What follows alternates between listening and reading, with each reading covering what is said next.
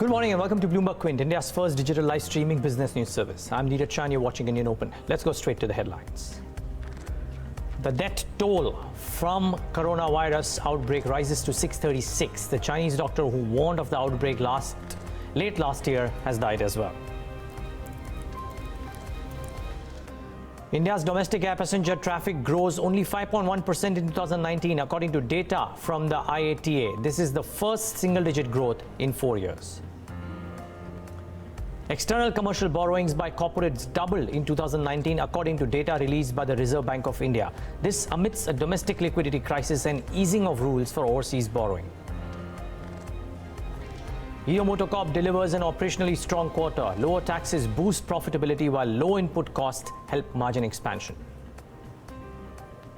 And Tata Steel, UPL, Britannia and NTPC will be the four nifty companies reporting the results today. Well, let's take a look at the trade setup for the day. It was fourth straight day of gains for the US markets. They're shrugging off almost any concerns relating to the coronavirus outbreak and the resultant impact thereof. So about 1/3% for the S&P and the Dow. NASDAQ another 0.67% near record highs or at record highs for almost all of those key indices. So the going is strong for all of these US markets. And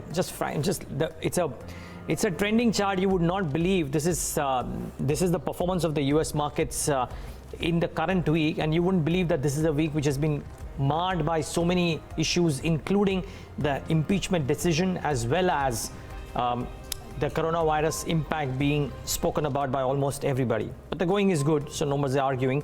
In Asia too is not really deep in doldrums, just about a flat for the Nikkei. Hang Seng down about 0.69%, but Shanghai is up about 0.17%. And remember, this is on the back of the Chinese markets having a very strong day in trade yesterday. So yesterday was a big day for the Asian markets, and today seems to be a bit of consolidation. Frankly, for the SGX Nifty as well, it seems that there is a bit of a consolidating move on open, but now we were 3 or 4 days wherein the start has been almost flat, and then we've gone ahead and perked up. So it's an interesting start to the trading day. The question is, with the buoyancy that we have in our markets, can we actually build on from where we left off yesterday? We'll try and figure it out during the course of the day. I think results and the global momentum is very likely to aid sentiment. So there is nothing out there. The quantum spate of results that have come out thus far as well, we're not seeing too many howlers on the large cap or the broader end of the spectrum, and therefore that is positive. The demand for the Avenue Supermart's QIP shows that the capital is available for high growth companies at almost any price. We normally talk about capital available at a reasonable price. The large demand for the Avenue Supermart's QIP shows that capital is available at almost any price. And with the Reserve Bank of India's moves yesterday, the NBFC space is abuzz with sentiment, and therefore that is something that you will watch out for as well. What to watch out for today? I think a clutch of numbers. So the four large nifty names, Tata Steel, Britannia, UPL and NTPC come out with numbers, as also companies within the consumption space. So we have Voltas and Whirlpool coming out with numbers. We have interesting names in MGL coming out with numbers after the performance of Gujarat Gas and IGL. All eyes will be on MGL. And there is Varun Beverages and Symphony from the consumption space as well, discretionary consumption, and therefore it should keep the results pack abuzz in trade. But what are we watching out for on open? That's the key question. So firstly, MotoCorp, the numbers were ahead of what the estimates were, and that is the key thing for MotoCorp. The stock badly needed this. So the numbers ahead of estimates, lower raw material costs and lower corporate tax rates aided profit for the company. A strong quarter for Metropolis, IGL as well as Johnson Hitachi. For Metropolis, the EBITDA numbers expanded quite meaningfully, net profit up about 30%, and Johnson Hitachi returned to the black after being in losses in the corresponding quarter last year. So let's see if this stock has any reaction or no. The reason why I highlight emphasis is not because the numbers are good. Yes, they are. The revenues were up about 5.5%, which is pretty strong for a mid-cap IT company. Net profit, EBIT numbers looking okay. But the new deal wins much higher than the average for FY19, and that should only augur well. So it's a stock that's corrected a bit post its buyback. Let's wait and watch. There is some reason to cheer for emphasis in the session today. Avenue Supermarts, it cooled off from the highs of the day, but just the demand that the QIP has seen, it's a very expensive stock. It was not a small qualified institutional placement on offer, and yet the demand was very, very high, almost symptomatic of, or almost synonymous to what Bajaj Finance had. Almost 7, 8, 10 times the QIP size was the demand for Avenue Supermarts, is what Grapevine tells me. Let's see if there's more in store for this one. And all of us will watch out for the kind of movers that we had in the NBFC space in today's session too. So yesterday, Piramal, L&T, LIC Housing Finance, I've not even included Indiabulls Housing Finance, which was up about 14-15%. So I think all eyes would be on these names. I think people would want to monitor whether the rally that we saw yesterday in these NBFCs would continue in the session today or no. Important ones to monitor for sure. Let's tell you what's lined up on First Word today, the collection of the top editorial stories that we believe we should bring to you. Forum, first Johnson to tell us about Hero MotoCorp's operational strength and how the numbers compare with the peers of Hero MotoCorp. Sun Pharma management is focusing on improving efficiencies as costs dent the drug makers' December quarter earnings. Darshan Mehta will bring us the con call takeaways. Tata Steel is poised to report a sharp drop in both its top line and bottom line. Nikki Mirchandani will tell us what's priced in. And corporate India is relying more and more on foreign debt. Advait Rao Palepu will get us the latest external commercial borrowings data. Hero MotoCorp has sprung a surprise in the third quarter, putting up a strong operational performance despite a drop in volumes. Forum Bhatt is here with the details. Forum, how did Hero MotoCorp numbers stack up? Well, it was an operationally strong quarter for Hero MotoCorp. Revenue was down 11% at about 6,997 crore. Net profit was up 14.47% at about 880 crore rupees. EBITDA was down 6% and margins stood at 14.84% versus 14% a year ago. Now, basically, lower raw material costs and lower corporate tax rate is what aided the growth for the company this time around. Now, if you see, corporate tax rate declined significantly for the company to 13% versus 32% a year ago. Realizations was also one of the factors which drove growth, and it was up 4% at about 45,408 per unit. So all in all, it was a strong quarter operationally for Hero MotoCorp, we can say that. I'm sure we don't have commentary meaningful thus far. Maybe brokerages haven't come out as well. But any reason for this operational performance? Was it purely cost control, or were there other factors that also aided it? Well, definitely it was cost control specifically. So management highlighted this thing in the conference call as well. So they say that they're continuing to focus on the cost saving measures, and that is what has led to this strong quarter for them this time. Okay, so if Hero has done what it has done, and we've already seen what the peers have done too, how do the three two-wheeler majors stack up now? Those numbers. Yeah, so well, if you compare Bajaj Auto and TVS Motors, Bajaj Auto definitely outperformed the peers this time around.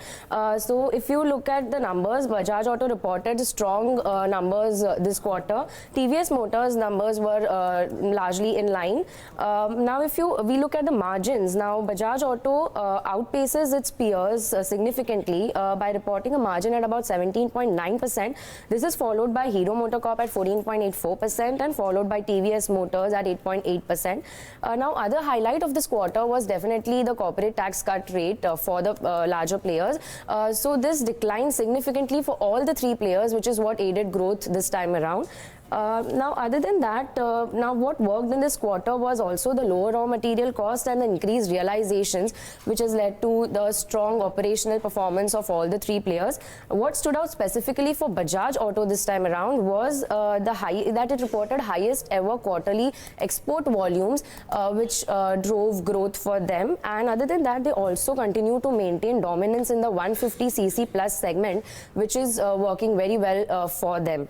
Now, looking at what management had to say for going on their outlook going forward, now they maintain a cautious stand on the domestic sales, but they say that exports look steady for all of them, and it's expected to drive growth going forward as well. Hero MotoCorp, on the other hand, expects positive trends in sales to emerge from second half of FY20. Okay, we will watch out. Thanks a lot for that, Forum. So the three two-wheelers and Hero MotoCorp in particular in today's session, because of the numbers that it has just posted, will certainly be in focus. As might be Sun Pharma. The profit fell 27% in the December quarter. I know we know that. Higher costs and lower other income hurt the financials, and all of this was evident in trade yesterday when the numbers came out. But the management is assured that they are focusing on controlling costs and improving efficiencies during the analyst con call last evening. Darshan is standing by with the big takeaways from the commentary. Darshan, what stood out? Yeah, so nothing bad came out actually. Focused on 3 or 4, I think specialty business is something that they focused on. Overall, they believe that they would want to get in more cost efficiencies, improving efficiencies so that margins improve going ahead. Apart from it, the Halol plant, in which now there are no concerns, but there were 8 observations. The management has said that they have filed the responses and they don't see any kind of adverse reaction coming to it.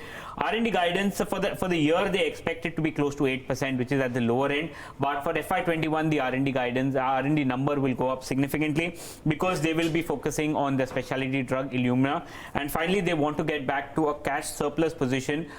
Given, Taro already is cash surplus, but they can't access the cash. But overall, there is some net debt on Sun Pharma, so they would want to get back to the cash position. On the US business, what they have said is the fact that the business continues to be competitive on the US scale. It is very, very challenging. Apart from it, they're saying that they filed 94 ANDAs and waiting for the approval from the US FDA, out of which 19 are tentative. Now, as far as the India business is concerned, they want to increase. They are the largest company so far in the Indian market, and they're looking to increase the sales force in the Indian market to capture much more market share. So that's the India takeaway. Mainly on the specialty business, they're saying that the revenue for the specialty business was 118 million this time around, and R&D stood at 24% of the total R&D cost that they had. And finally, on the coronavirus, they are saying because of dependence of API, they are saying that overall the industry has high dependence on China for the API and raw materials that's coming in, but they have suppliers from different regions, and also they are not affected by what's happening in China because they have that, and they also carry significant inventory. So overall, decent commentary coming in from Sun Pharma yesterday. Okay, so decent commentary from Sun Pharma. The stock did okay post the numbers too. Let's see if there is more pickup in store for this one in the session today. Darshan, thanks so much for putting that into perspective.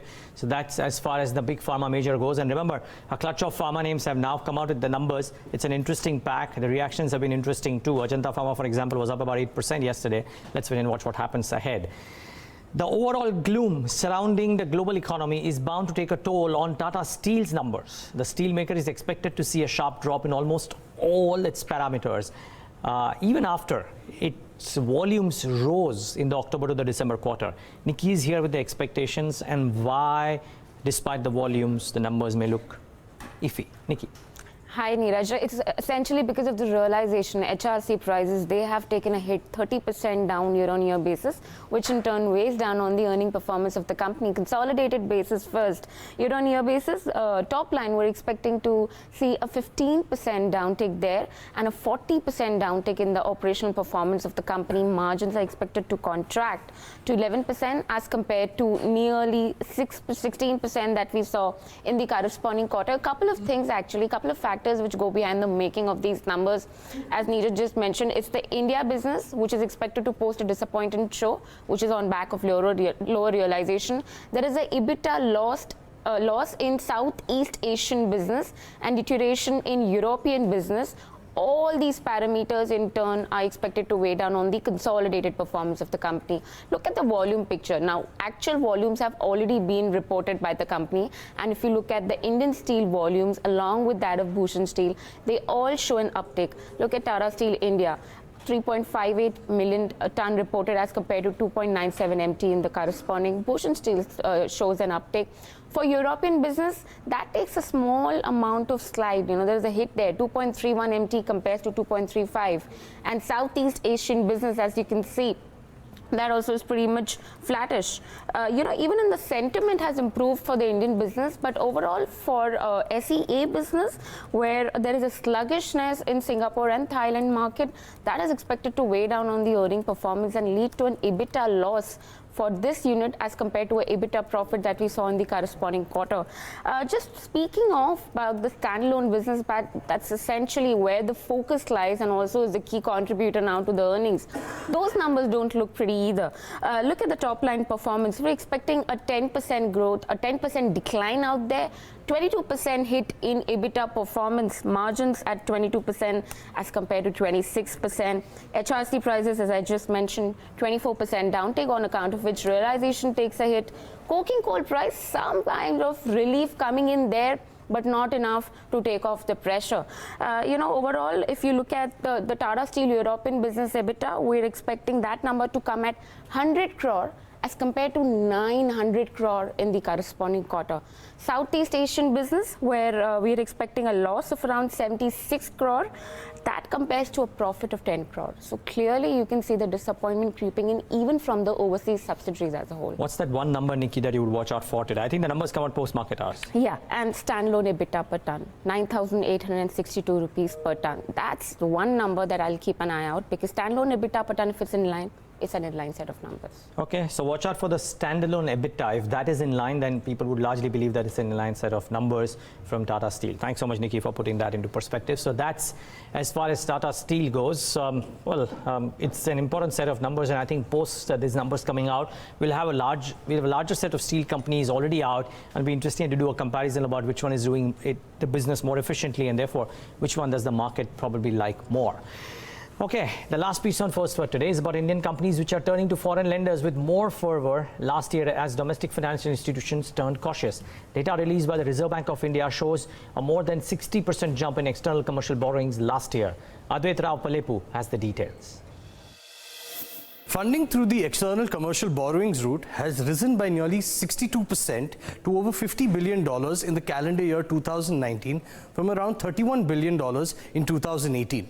The borrowings through ECBs peaked in March 2019 at around $12 billion, reflecting the stress in bond and credit markets in India after the ILFS group collapsed in September 2018. While funding to non-banks began to dry up, traditional banks also began to turn cautious and risk-averse. As a result, domestic companies have had to turn to foreign lenders for financing. In January 2019, the RBI brought out a new ECB framework which expanded the universe of borrowers and lenders that could avail ECB finance. The RBI also liberalized the purposes for which the ECB funds could be used. This allowed more companies to borrow from a wider gamut of lenders for a wider range of purposes.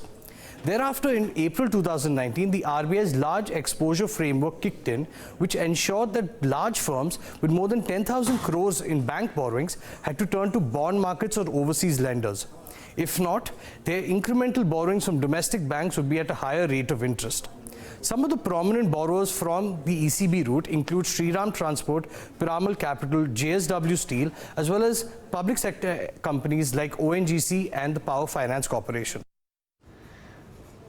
Well, so that's the other bit. And remember, a couple of months back, we'd also done a story about a large Indian conglomerate shifting most of its borrowings abroad. Now, obviously, for a lot of heavy capital-intensive sectors, global money is the way to go to. We already know that a large portion of Indian road projects are now owned by foreign entities. The budget opened up the route for sovereign wealth funds to come in and invest into Indian infrastructure projects as well. But we've already seen evidence, 2019, as the data showed and as Advait put out, that a large section of Indian corporates have started moving to, have already moved to external borrowings as opposed to borrowing in the domestic market. Well, it certainly brings down the cost, and largely an Indian investor should be happy with that because it aids the bottom line for sure. Interesting developments in the Indian landscape. Well, that's all that we have on First Word today, though, but lots more lined up on Indian Open. Market technicals with Gautam Shah of Goldilocks Premium Research becomes even more important after the rally that we've seen from the budget lows. Metropolis Healthcare's earnings with Managing Director Ameera Shah, and about the metal slump with Rakesh Arora of Go India Advisors. But after this break, a full tilt towards the day's trade.